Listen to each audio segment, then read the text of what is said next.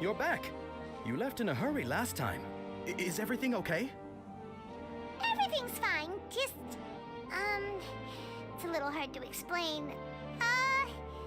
Would you mind taking part in a little experiment with us? An experiment? That came out of nowhere. I'm listening, though. What do you need me to do? Could you make a wish? You want me to make a wish? Is that a new Sub-Zero's festival tradition or something? Less questions, more wishing! Okay. My wish. Okay. I'm a little nervous saying this out loud, but I want Miss Dunyarzad to be happy. Oh. I noticed earlier that she looked a bit down, and she wasn't really talking to anyone. She just doesn't seem like herself. She's always so gentle and kind, and all the kids love her. I've also wondered if the reason she asked me to be Fairest Knight of Flowers is because I'm special to her, or something. So, you have a crush on Dunyarzad?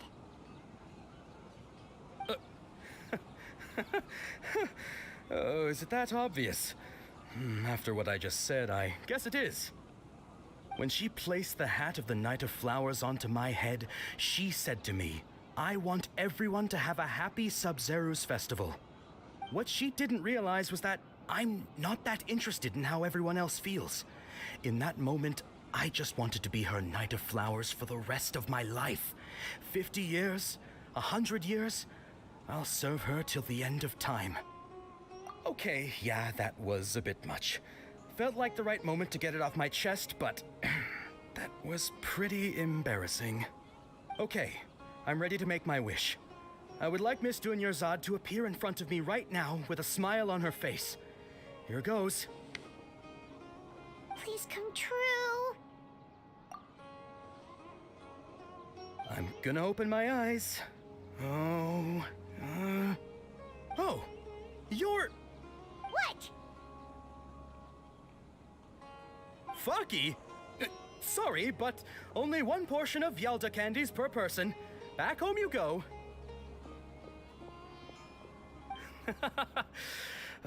Nice try, you two. Anyway, never mind. I don't need to see her appear right in front of me. As long as she's happy. Guess he isn't the host of this dream after all. Should have expected it wouldn't be this easy.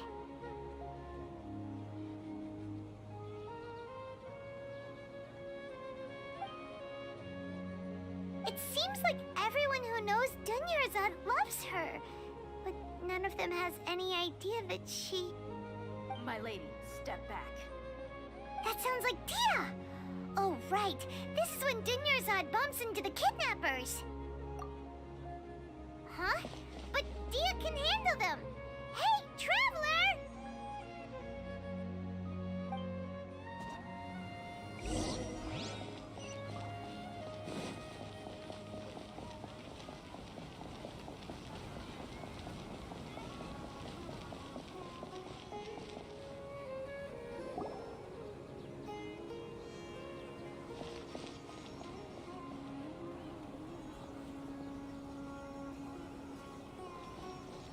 Oh, it's you. Great timing. Please take...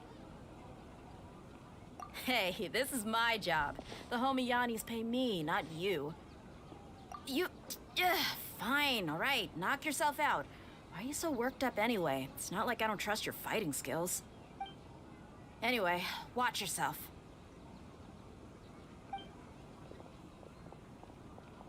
So you got yourself some backup. Suit yourself. You're going down!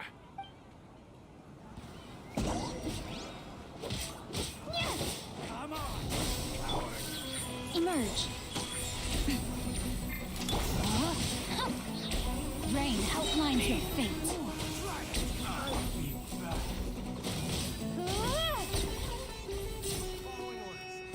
Scatter! Come on out, right now. Emerge.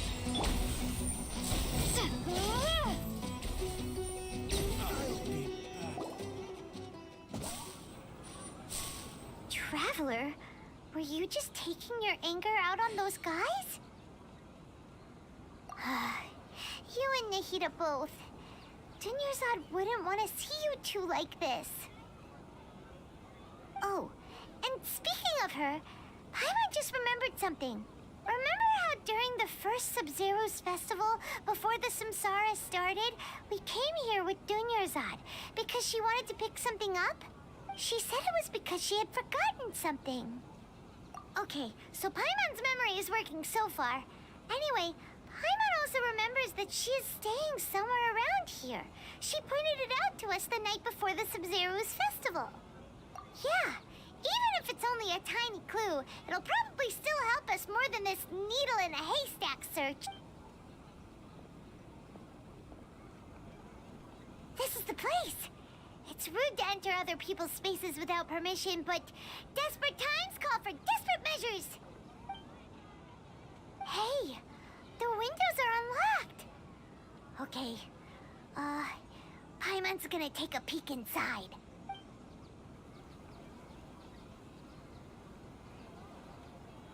This was only a temporary residence, so there was pretty much nothing inside except this book on the table. Should we open it?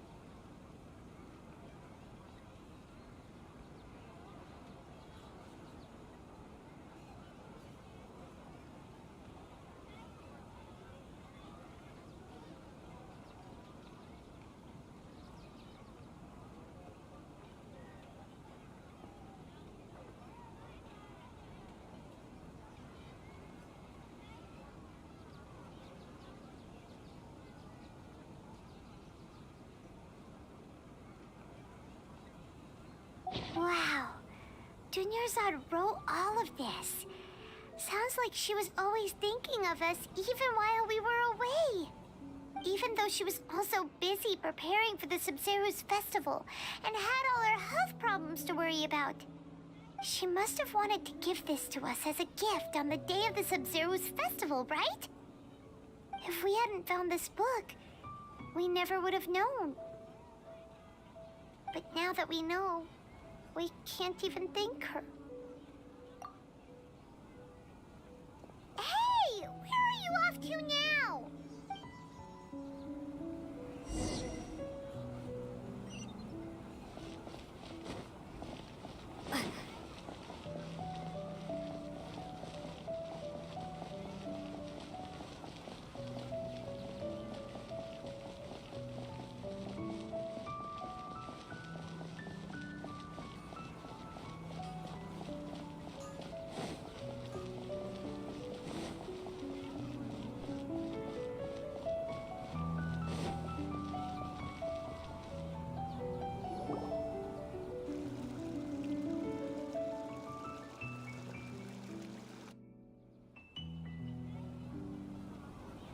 It's Dunyarzad's puppet.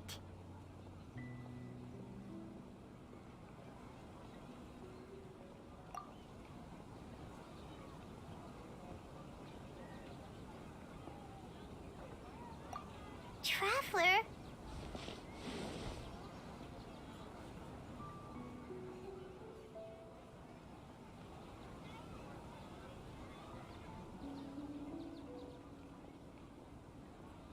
You must be exhausted.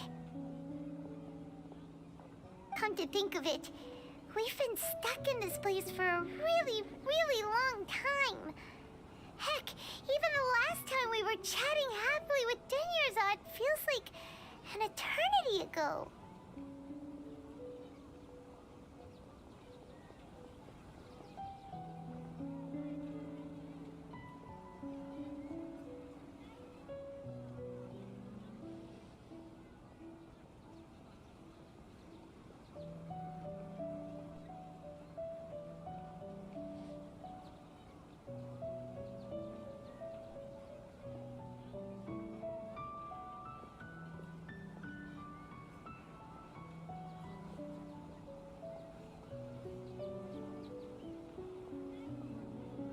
Paimon still remembers when we were sitting here, and the way her eyes sparkled when she talked about Nilu's dance of Sub-Zerus. There will always be frustrations in life, but I know that the point of living is not to leave behind any regrets.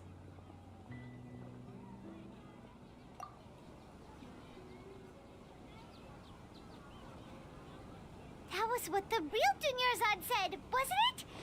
Does that mean... Yes, Traveler. What is it? Oh, so she's still just a puppet. But just now, how come... What? Where are we going this time?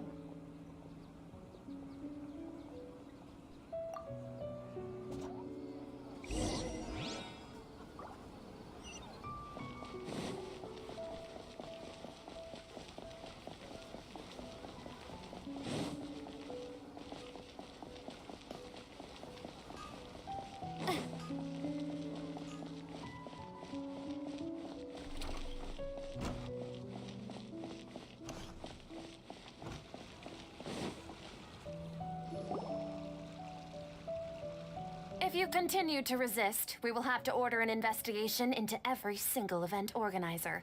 The Grand Sage has already granted you much leniency. I advise that you exercise tact. How did things turn out like this?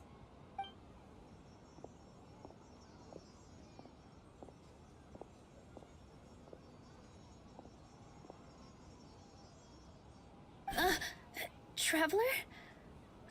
You don't have to get involved. He's a sage from the academia.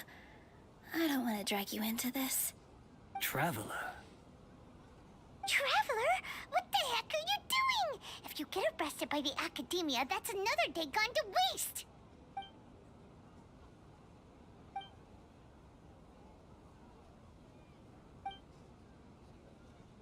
Wait, they're not reacting. Have they been scared stiff? Oh, of course! If this is the sage's plan, they wouldn't put themselves through this. So they're just substitutes. What is this? What happened to the Grand Sage and his entourage?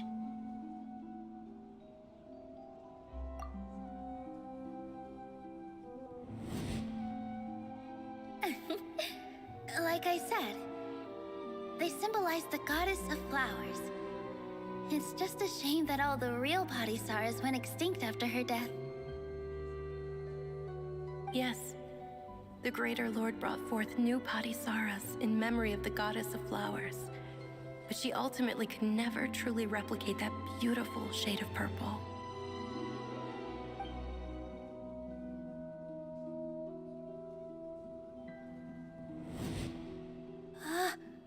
That beautiful shade of purple. Aren't these flowers real Padisaras? Just like the ones from the legend?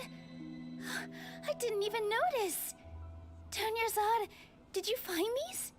But didn't you just say all the real flowers went extinct after the goddess of flowers passed away? So, how? Yeah. What's going on here? Huh? You guys are acting weird. But okay, I'll try.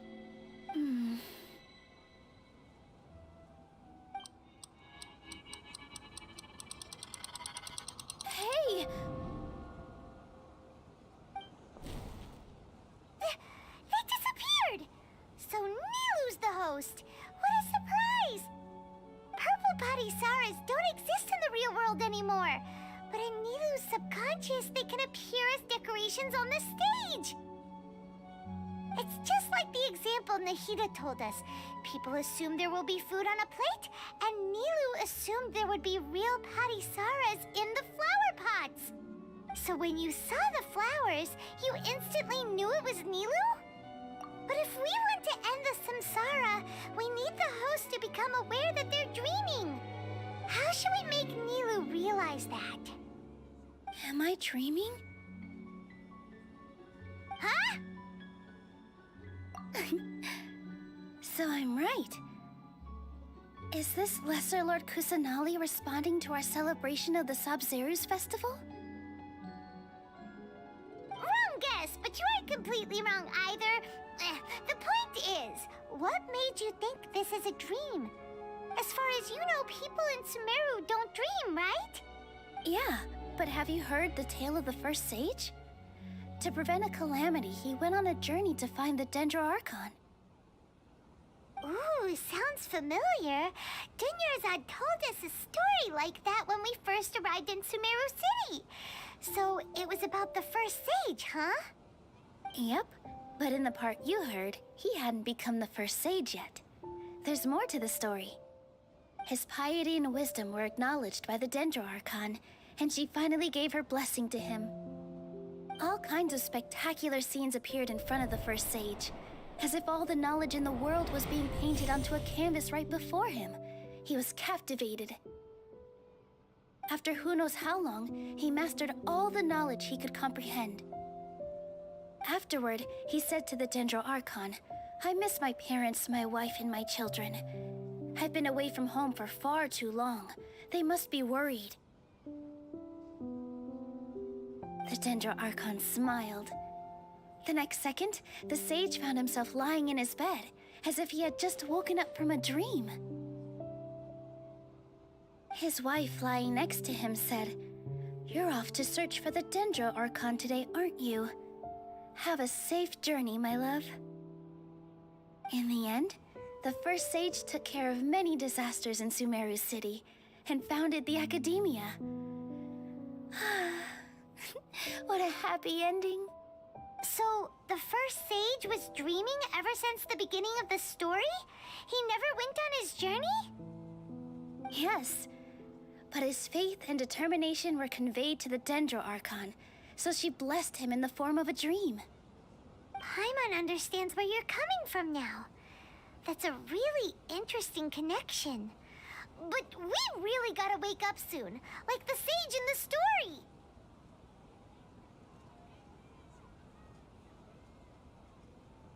I see. Well, it just so happens that today's Sub-Zeru's festival is almost over too.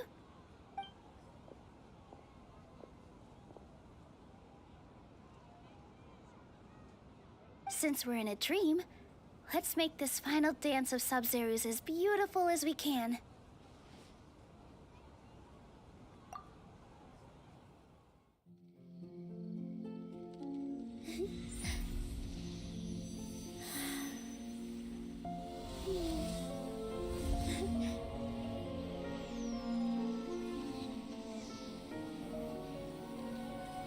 The wait is over, everyone. I dedicate this to our god, the dance of Sub-Zeru's.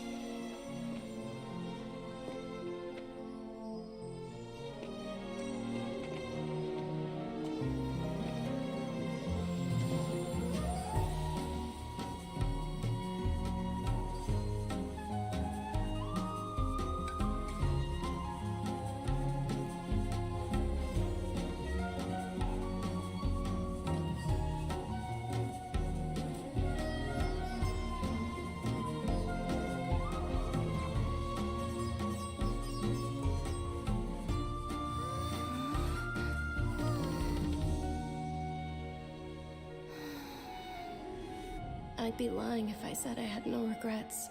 I would have loved to see Nilou's dance.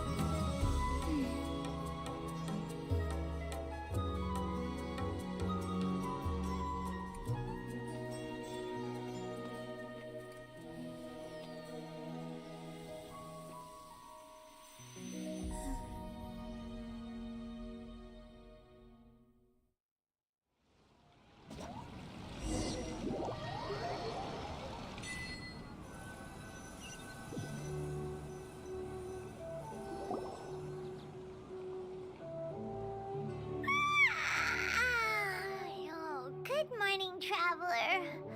Oh, Paimon feels like she's been asleep for the longest time. Paimon's head feels super heavy. Did we oversleep? Do you even remember going to sleep last night? Paimon thinks it was after the Sub-Zero's festival.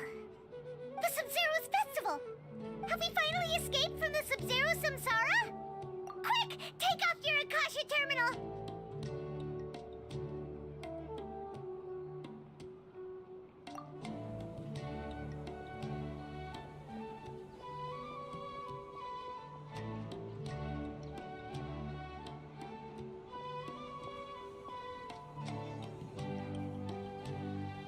She's not in her room. What happened?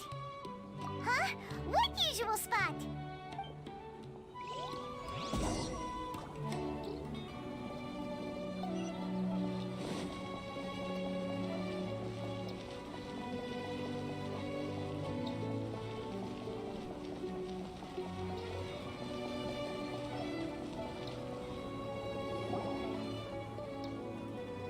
Well done, Traveler and Paimon. And thank you, Dunyarzad, for organizing the Sub-Zero's festival for me. I'm sorry, who are... Dunyarzad! You're okay! Oh, don't scare us like that! Oh, Traveler Paimon. I have something amazing to tell you. I just had a dream, and I saw Nilou performing the dance of Sub-Zeros.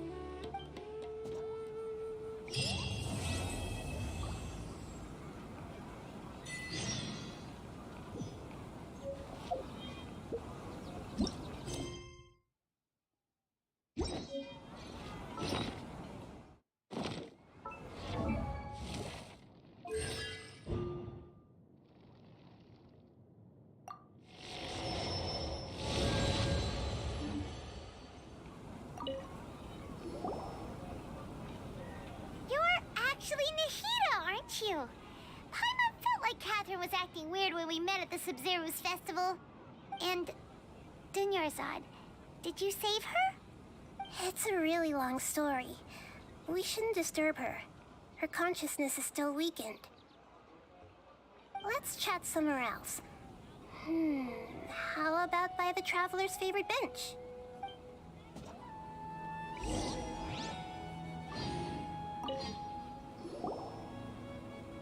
What's going on? Why are you two so excited to see me? It's actually been much longer than that. Oh? Strange. Was I really asleep that long? No wonder I have such a headache.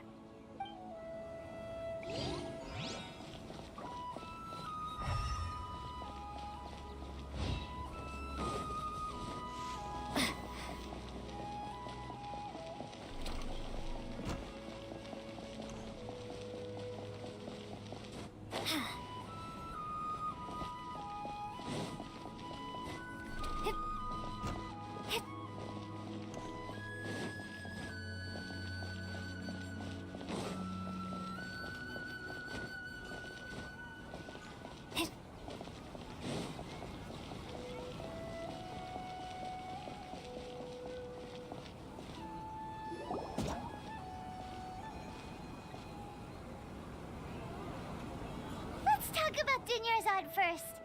It's such a relief that she's all right. After we parted on the last day of the Sub-Zero's festival, I left the city and saw what the traveler had described. Among the countless dreams, I found one that was growing fainter and fainter. This proved my suspicion. Once Dunyarzad could no longer bear the Akasha harvesting her dreams, her consciousness began to dissipate. But this also meant it escaped the Akasha's control.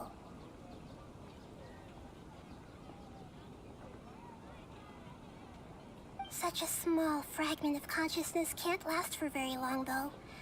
It will return to its original dream, where both will gradually fade until they completely disappear. I used all the power I had to keep her dying dream alive as long as possible, but it still wouldn't have lasted for much longer if it hadn't been for you two breaking the samsara. So it looks like we did manage to save Dunyarzad in the end, and not a moment too soon. Huh? Why are you two smiling so happily? I thought you'd be so moved that you'd start crying. I need to spend more time observing human emotions. Both are fine. Everyone reacts differently. All right. You two must have a lot of other questions for me, right? After all, you saved my faithful believer. As your reward, I will answer any and all questions. At the Avidia Forest, there was this incense that made the traveler fall unconscious and dream of a huge tree and a red sky. You also heard someone's voice, right? It said world and forget me. Yeah, so you do know! We've been wanting to ask you what that was about, and if the red sky was related to Conria. It seems like the traveler established a connection to Irminsul. That was a message left by Greater Lord Rukkhadevata's residual consciousness in Irminsul. Perhaps her last memory before she died. As you two probably know, Greater Lord Rukkhadevata disappeared after the disaster in Conria. The timings of these events do line up, so your suspicions are reasonable. A message from Greater Lord Rukkhadevata? We thought it was from the Scarlet King. The Scarlet King? That god who died even longer ago? Some present-day desert dwellers still worship him. You probably just heard some of their conspiracies. Okay, so what does the message mean? I still haven't managed to decipher it. Even the Akasha isn't currently capable of doing that. Greater Lord Rukkhadevata's residual consciousness in Irminsul seems to be contaminated with something that has a very dangerous aura to it. Many devoted scholars go mad as soon as they connect their consciousness. I've warned the Academia about this many times, but people still keep falling victim to it. But I believe this is the key to saving Irminsul. That's why I've kept trying to decipher it. So the tree in the vision was Irminsul? Oh, Tainari also said that Irminsul is sick. Is it because of the contaminated consciousness? But even if you can't figure out what that vision was all about, it seems like our search for you was all in vain. The traveler wasn't affected after coming in contact with that consciousness. I've never seen anyone like that. With you here, we may have a chance at deciphering it. No, we must decipher its secrets. I've already eliminated all other factors that might affect Irminsul. This is the only one left.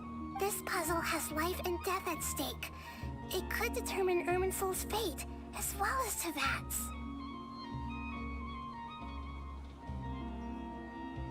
To be accurate, I'm using the Akasha as a medium to occupy Catherine's consciousness. How did you do that? Poor Catherine. Does this mean you can also occupy other people's consciousnesses? Theoretically, I can enter anyone's mind as long as they're wearing their Akasha terminal. The Akasha is the legacy of Greater Lord Rukkhadevata. As Lesser Lord Kusanali and the first Akasha terminal, my consciousness has always been linked to the Akasha. I've always respected my people's free will, so I've never actually occupied their consciousness. When necessary, I just borrow this bionic Snezhnayan puppet. Oh, hold on. Did we just learn some deep, dark secret? So Catherine is... No wonder Paimon felt something was off about her. What about your own body? Why do you need to borrow other people's? Don't you live in the sanctuary of Surasthana? That story begins a long time ago. After Greater Lord Rukkhadevata disappeared, the sages found my newly born self and took me back to Sumeru. At that time, I was young and weak. The sages kept me in the sanctuary of Surasthana, ostensibly for the sake of protecting me. But I've hardly heard from them since. However, I do understand that they had hoped to find Greater Lord Rukkhadevata instead of me, a symbol of her passing. So, the sages basically put their new Archon under house arrest? How dare they! Why don't you teach them a lesson, Nahida? In some ways, they aren't wrong. Greater Lord Rukkhadevata was omniscient and omnipotent. Even after her death, the Akasha is still empowering this nation. And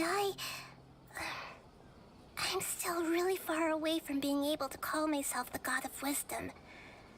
Moreover, the Academia is also more proficient at governing this country. My existence has little meaning. Yeah, you got a lot of believers. Just look at the Sub-Zero's festival. Everyone who showed up truly loves you. Thank you for the kind words. But I honestly don't need physical freedom as long as I can connect my consciousness to the Akasha. Trying to find a way to save Irminsul is my life's mission and top priority. I will work on that, and try to live up to being a deity in the meantime. Every once in a while, I will also take up the duties of the God of Wisdom and enlighten a lost soul here and there. Doing all that should be enough. There's never been any big problems with the Academia's governance of Sumeru. This is the first time I've seen them step out of line. I wonder what caused them to go down this path, and what they hope to achieve. Even though the city's residents haven't noticed anything strange, if the Traveler hadn't broken the Sub-Zero's samsara, the situation could have become dire. I tried to do some investigating in the Akasha, but I couldn't find anything suspicious, and all the people of interest seemed to purposely avoid wearing their Akasha terminals. I think they're deliberately trying to hide something. Oh, that reminds Paimon. In Gandharvaville, there was a sage who had invited Tainari to join some kind of project. Could it be related? Regardless, I need to first investigate the sage's motives, make things right, and punish them if needed. But I'll have to be discreet, or they'll see me coming. You mean how the Akasha stops you from having dreams? Yeah, it's been such a long time. No one's noticed something's up? It's not that no one noticed. It's more like no one cared. Ultimately, it's all rooted in the sage's misdirection. Misdirection? The sages convinced everyone to believe that being unable to dream is a sign of rationality and wisdom. Not dreaming is a badge of honor in Sumeru, even if the truth is that their dreams are being reaped by the Akasha. With their propaganda in place, the sages can maximize their use of the Akasha to facilitate their research.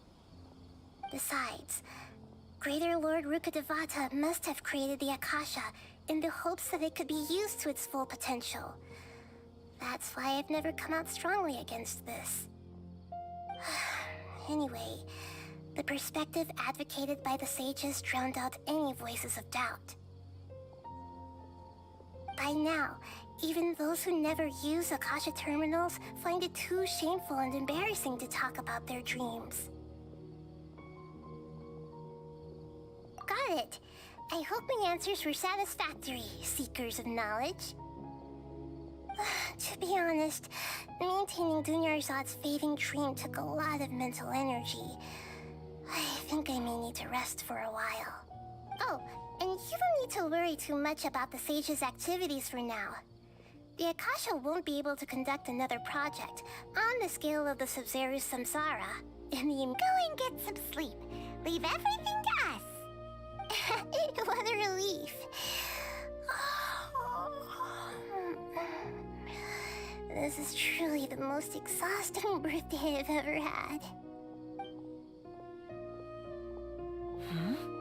Traveler? Paimon? Why am I here? Do either of you know? Maybe you were sleepwalking. You know you can't wake up a sleepwalker. We happened to walk by, so we thought we'd wait for you to wake up. I see. Huh. I should visit my maintenance personnel sometime. Oh, I'm fine. I better go. Thank you.